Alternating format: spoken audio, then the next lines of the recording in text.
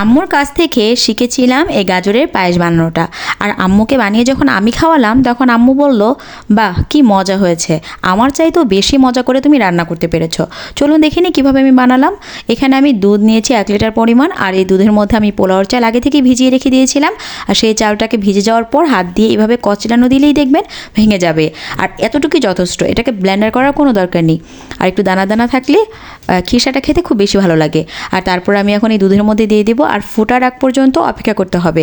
আর এখন দিয়ে দিচ্ছি এলাচ 2টো আর 2টো গরম মশলা। দেওয়ার পর তেজপাতা দিয়ে দিচ্ছি 2 থেকে 3টে দিলেই হবে। আর সামান্য একটু লবণ অ্যাড করেছি, একদম সামান্য, মানে 1 চিমটি পরিমাণ। তারপর কিন্তু এখন কিন্তু আমি চিনি টিনি কোনো কিছু অ্যাড করব না। চিনি দিলে চালটা ফুটতে একটু সময় লাগে। চালটা কিন্তু ফুটে গিয়েছে, আর এখন কিন্তু চালটা ফোটার পর দুধের ঘনত্বটাও কমে গিয়েছে, তো কোনো সমস্যা নেই। এখন আমি চিনি দেওয়ার পরই সামান্য একটু পানি ছেড়ে দেবে। আমি এখানে চিনি অ্যাড করেছি 2 থেকে 3 টেবিল চামচ পরিমাণ। চিনিটা আপনাদের টেস্ট মতো দিবেন, চাইলে মিষ্টিটা বেশি দিবেন, চাইলে কম দিবেন, যে যেমন খান ওই অনুযায়ী দিবেন।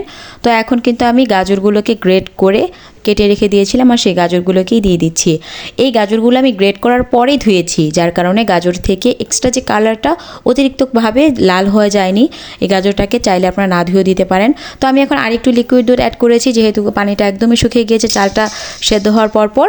তো দেওয়ার পরে এখন নাড়াচাড়া করে সামান্য একটু ঢেকে রাখতে হবে, যাতে করে সবগুলো উপকরণ ভালোভাবে সেট হতে পারে। আর গাজর গ্রেট করার ফলে অত একটা সময় লাগবে না সেদ্ধ হওয়ার জন্য। আর এখন আমি 1 কাপ পরিমাণ দুধ ইউজ করেছি, আর এখানে দুধটা তো দিতেই হবে। খিরসা মানে মুখে দেওয়ার সাথে সাথেই যাতে করে পাগল হয়ে যায়, এত মজা হতে হবে।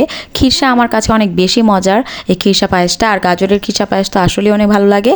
এখন আমি 1 কাপ পরিমাণ নারিকেল কুড়ানো দিয়ে দিয়েছি। এখানে নারিকেল কুড়ানোটাও দিতে হবে। এই উপকরণগুলো আপনি যদি না দেন তাহলে আসল যে খিরসার যে স্বাদটা এটা আপনি পাবেন না। সবগুলো দেওয়ার পর এখন কিন্তু ভালোভাবে মিশিয়ে নিচ্ছি। আর আপনারা তো দেখতেই পাচ্ছেন যে বলকাচ্ছে। এই বলকানোর মাধ্যমে আস্তে আস্তে আস্তে আস্তে দেখবেন এটা সবগুলো মিক্সড হয়ে যাবে। আর এখন সবশেষে দিয়ে দিচ্ছি আমি এখন কাজু বাদাম। আপনারা চাইলে বাদামটা নাও দিতে পারেন, এটা অপশনাল, না দিলেও হবে। তবে দেওয়ার চেষ্টা করবেন, যত বেশি মশলা ইউজ করবেন খাবারের স্বাদ তত বেশি মজার হবে। এখন আমি সার্ভ করছি, দেখুন ঘনত্বটা দেখুন কত সুন্দর হয়েছে। এখন আমরা গরম গরমে সার্ভ করবো, আর গরম গরমে সবাই খাবো। আসলে বাসার সবাই এই গাজরের খিরসা পায়েসটা অনেক বেশি পছন্দ করে, তাই সবার জন্যই কিন্তু এটা আমার বানাতে হয়। আর এখন যেহেতু আমার বাচ্চারাও পছন্দ করে এই গাজরের রেসিপিগুলো, আমি মাঝে মাঝেই বানাই বাসায়, সবাই খুব মজা করে খায়। প্রচুর ঠান্ডা লাগার কারণে গলা ভেঙে গেছে। আমার ভয়েসটা যে কেমন, আমি 2-3 দিন যাবত যে ভয়েস দিয়ে যে ভিডিওগুলো করছি আমি নিজেই বুঝতে পারছি কতটা খারাপ লাগছে শুনতে। তারপরও কিছু করার নেই, আমার ভয়েসটা অন্য কেউ কিভাবে দেবে।